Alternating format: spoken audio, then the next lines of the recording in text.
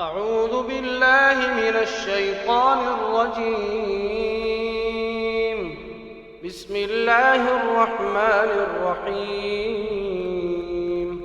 الحمد لله الذي أنزل على عبده الكتاب ولم يجعل له عوجا قيما لينذر بأسا شديدا من لدنه ويبشر المؤمنين الذين يعملون الصالحات أن لهم أجرا حسنا ماكثين فيه أبدا وينذر الذين قالوا اتخذ الله ولدا ما لهم به من علم ولا لآبائهم كبرت كلمة تخرج من أفواههم إن يقولون إلا كذبا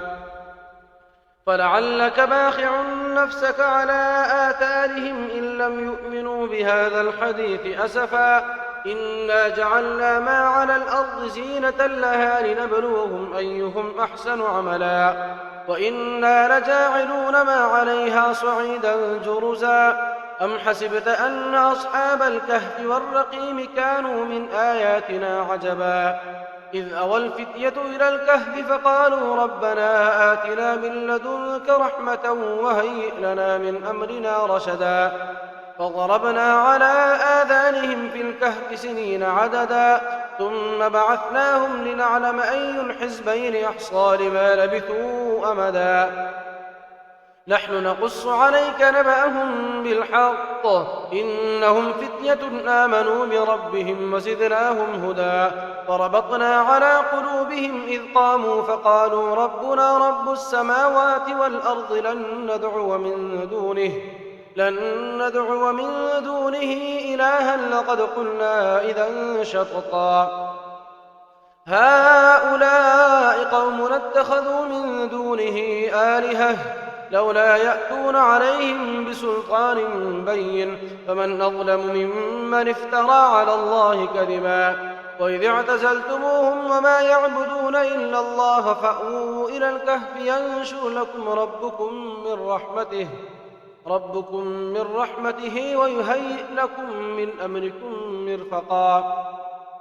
وترى الشمس إذا طلعت تزاور عن كهفهم ذات اليمين وإذا غربت تقرضهم ذات الشمال وهم في فجوة منه ذلك من آيات الله من يهد الله فهو المهتد ومن يضلل فلن تجد له وليا مرشدا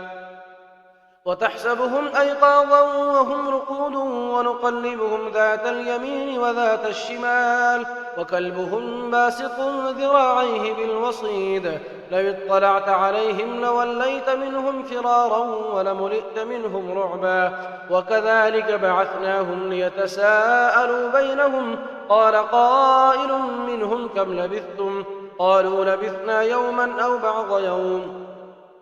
قالوا ربكم أعلم بما لبثتم فبعثوا أحدكم بورقكم هذه إلى المدينة فلينظر أيها أزكى طعاما فليأتكم برزق منه وليتلطف ولا يشعرن بكم أحدا إنهم إن يظهروا عليكم يرجموكم أو يعيدوكم في ملتهم ولن تفلحوا إذا أبدا وكذلك أعثرنا عليهم ليعلموا أن وعد الله حق وأن الساعة لا ريب فيها إذ يتنازعون بينهم أمرهم فقالوا بنوا عليهم بنيانا ربهم أعلم بهم قال الذين غلبوا على أمرهم لنتخذن عليهم مسجدا سيقولون ثلاثة رابعهم كلبهم ويقولون خمسة سادسهم كلبهم رجما بالغيب ويقولون سبعة وثامنهم كلبهم قل ربي أعلم بعدتهم ما يعلمهم إلا قليل فلا تمار فيهم إلا مراء ظاهرا ولا تستفت فيهم منهم أحدا ولا تقولن لشيء إني فاعل ذلك غدا إلا أن يشاء الله واذكر ربك إذا نسيت وقل عسى أن يهديني ربي لأقرب من هذا رشدا ولبثوا في كهفهم 300 سنين وازدادوا 9. قل الله أعلم بما لبثوا له غيب السماوات والأرض أبصر به وأسمع ما لهم من دونه من ولي ولا يشرك في حكمه أحدا. واتل ما أوحي إليك من كتاب ربك لا مبدل لكلماته ولن تجد من دونه ملتحدا. واصبر نفسك مع الذين يدعون ربهم بالغداة والعشي يريدون وجهه ولا تعد عيناك عنهم تريد زينة الحياة الدنيا ولا تطع من أغفلنا قلبه عن ذكرنا واتبع هواه وكان أمره فرطا. وقل الحق من ربكم فمن شاء فليؤمن ومن شاء فليكفر إنا أعتدنا للظالمين نارا أحاط بهم سرادقها وإن يستغيثوا يغاثوا بماء كالمهل يشوي الوجوه بئس الشراب وساءت مرتفقا. إن الذين آمنوا وعملوا الصالحات إنا لا نضيع أجر من أحسن عملا أولئك لهم جنات عدن تجري من تحتهم الأنهار يحلون فيها من أساور من ذهب ويلبسون ثيابا خضرا من سندس واستبرق متكئين فيها على الأرائك نعم الثواب وحسنت مرتفقا. واضرب لهم مثلا الرجلين جعلنا لأحدهما جنتين من أعناب وحففناهما بنخل وجعلنا بينهما زرعا كلتا الجنتين آتت أكلها ولم تظلم منه شيئا وفجرنا خلالهما نهرا وكان له ثمر فقال لصاحبه وهو يحاوره أنا أكثر منك مالا وأعز نفرا. ودخل جنته وهو ظالم لنفسه قال ما أظن أن تبيد هذه أبدا وما أظن الساعة قائمة ولئن رددت إلى ربي لأجدن خيرا منها منقلبا. قال له صاحبه وهو يحاوره وكفرت بالذي خلقك من تراب ثم من نطفة ثم سواك رجلا لكن هو الله ربي ولا أشرك بربي أحدا. ولولا إذ دخلت جنتك قلت ما شاء الله لا قوة إلا بالله إن ترني أنا أقل منك مالا وولدا فعسى ربي أن يؤتيني خيرا من جنتك ويرسل عليها حسبانا من السماء فتصبح صعيدا زلقا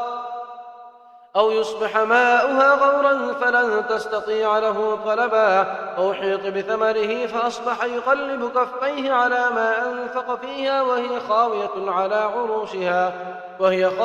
على عروشها ويقول يا ليتني لم أشرك بربي أحدا. ولم تكن له فئة ينصرونه من دون الله وما كان منتصرا.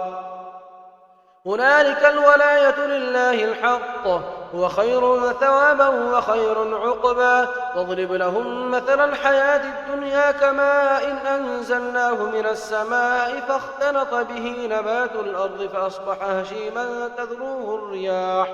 وكان الله على كل شيء مقتدرا. المال والبنون زينة الحياة الدنيا والباقيات الصالحات خير عند ربك ثوابا وخير أملا. ويوم نسير الجبال وترى الأرض بارزة وحشرناهم فلم نغادر منهم أحدا وعرضوا على ربك صفا لقد جئتمونا كما خلقناكم أول مرة بل زعمتم أن لن نجعل لكم موعدا. ووضع الكتاب فترى المجرمين مشفقين مما فيه ويقولون يا ويلتنا ما لهذا الكتاب لا يغادر صغيرة ولا كبيرة إلا أحصاها ووجدوا ما عملوا حاضرا ولا يظلم ربك أحدا. وإذ قلنا للملائكة اسجدوا لآدم فسجدوا إلا إبليس كان من الجن ففسق عن أمر ربه أفتتخذونه وذريته أولياء من دوني وهم لكم عدو بئس للظالمين بدلا. ما أشهدتهم خلق السماوات والأرض ولا خلق أنفسهم وما كنت متخذ المضلين عضدا. ويوم يقول نادوا شركائي الذين زعمتم فدعوهم فلم يستجيبوا لهم وجعلنا بينهم موبقا. ورأى المجرمون النار فظنوا أنهم مواقعوها ولم يجدوا عنها مصرفا. ولقد صرفنا في هذا القرآن للناس من كل مثل وكان الإنسان أكثر شيء جدلا. وما منع الناس أن يؤمنوا إذ جاءهم الهدى ويستغفروا ربهم إلا أن تأتيهم سنة الأولين أو يأتيهم العذاب قبلا. وما نرسل المرسلين إلا مبشرين ومنذرين ويجادل الذين كفروا بالباطل ليدحضوا به الحق واتخذوا آياتي وما أنذروا هزوا. ومن أظلم ممن ذكر بآيات ربه فأعرض عنها ونسي ما قدمت يداه إنا جعلنا على قلوبهم أكنة أن يفقهوه وفي آذانهم وقرا وإن تدعوهم إلى الهدى فلن يهتدوا إذن أبدا. فربك الغفور ذو الرحمة لو يؤاخذهم بما كسبوا لعجل لهم العذاب بل لهم موعد لن يجدوا من دونه موئلا. وتلك القرى أهلكناهم لما ظلموا وجعلنا لمهلكهم موعدا. وإذ قال موسى لفتاه لا أبرح حتى أبلغ مجمع البحرين أو أمضي حقبا فلما بلغا مجمع بينهما نسيا حوتهما فاتخذ سبيله في البحر سربا. فلما جاوزا قال لفتاه آتنا غداءنا لقد لقينا من سفرنا هذا نصبا. قال أرأيت إذ أوينا إلى الصخرة فإني نسيت الحوت وما أنسانيه إلا الشيطان أن أذكره واتخذ سبيله في البحر عجبا. قال ذلك ما كنا نبغي فارتدا على آثارهما قصصا فوجدا عبدا من عبادنا آتيناه رحمة من عندنا وعلمناه من لدنا علما. قال له موسى هل أتبعك على أن تعلمني مما علمت رشدا قال إنك لن تستطيع معي صبرا وكيف تصبر على ما لم تحط به خبرا. قال ستجدني إن شاء الله صابرا ولا أعصي لك أمرا. قال فإن اتبعتني فلا تسألني عن شيء حتى أحدث لك منه ذكرا. فانطلقا حتى إذا ركبا في السفينة خرقها قال خرقتها لتغرق أهلها لقد جئت شيئا إمرا. قال ألم أقل إنك لن تستطيع معي صبرا قال لا تؤاخذني بما نسيت ولا ترهقني من أمري عسرا. فانطلقا حتى إذا لقيا غلاما فقتله قال قتلت نفسا زكية بغير نفس لقد جئت شيئا نكرا. قال ألم أقل لك إنك لن تستطيع معي صبرا قال إن سألتك عن شيء بعدها فلا تصاحبني قد بلغت من لدني عذرا. فانطلقا حتى إذا أتيا أهل قرية استطعما أهلها فأبوا أن يضيفوهما فوجدا فيها جدارا يريد أن ينقض فأقامه. قال لو شئت لاتخذت عليه أجرا قال هذا فراق بيني وبينك سأنبئك بتأويل ما لم تستطع عليه صبرا. أما السفينة فكانت لمساكين يعملون في البحر فأردت أن أعيبها وكان وراءهم ملك يأخذ كل سفينة غصبا. وأما الغلام فكان أبواه مؤمنين فخشينا أن يرهقهما طغيانا وكفرا فأردنا أن يبدلهما ربهما خيرا منه زكاة وأقرب رحما. وأما الجدار فكان لغلامين يتيمين في المدينة وكان تحته كنز لهما وكان أبوهما صالحا فأراد ربك أن يبلغا أشدهما ويستخرجا كنزهما رحمة من ربك وما فعلته عن أمري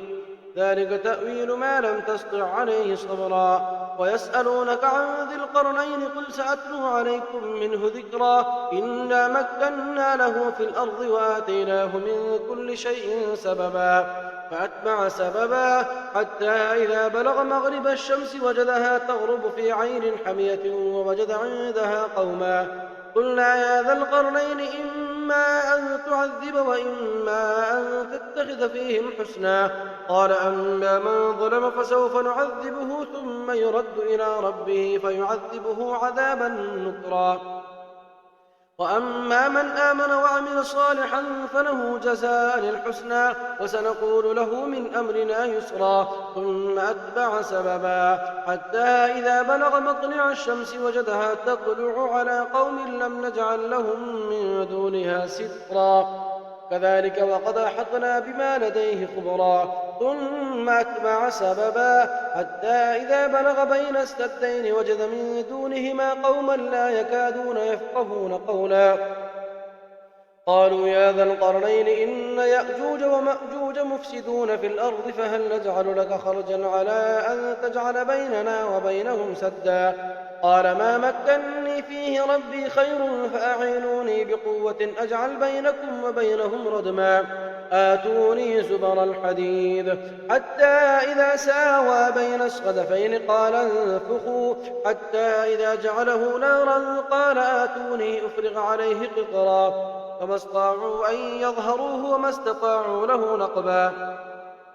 قال هذا رحمة من ربي فإذا جاء وعد ربي جعله دكا وكان وعد ربي حقا وتركنا بعضهم يومئذ يموج في بعض ونفخ في الصور فجمعناهم جمعا وعرضنا جهنم يومئذ للكافرين عرضا الذين كانت أعينهم في غطاء عن ذكري وكانوا لا يستطيعون سمعا أفحسب الذين كفروا أن يتخذوا عبادي من دوني أولياء إنا أعتدنا جهنم للكافرين نزلا قل هل ننبئكم بالأخسرين أعمالا الذين ضل سعيهم في الحياة الدنيا وهم يحسبون أنهم يحسنون صنعا أولئك الذين كفروا بآيات ربهم ولقائه فحبطت أعمالهم فلا نقيم لهم يوم القيامة وزنا ذلك جزاؤهم جهنم بما كفروا واتخذوا آياتي ورسلي هزوا إن الذين آمنوا وعملوا الصالحات كانت لهم جنات الفردوس نزلا خالدين فيها لا يبغون عنها حولا قل لو كان البحر مدادا لكلمات ربي لنفذ البحر قبل أن تنفذ كلمات ربي ولو جئنا بمثله مددا قل إنما أنا بشر مثلكم يوحى إلي أنما إلهكم إله واحد فمن كان يرجو لقاء ربه فليعمل عملا صالحا ولا يشرك بعبادة ربه أحدا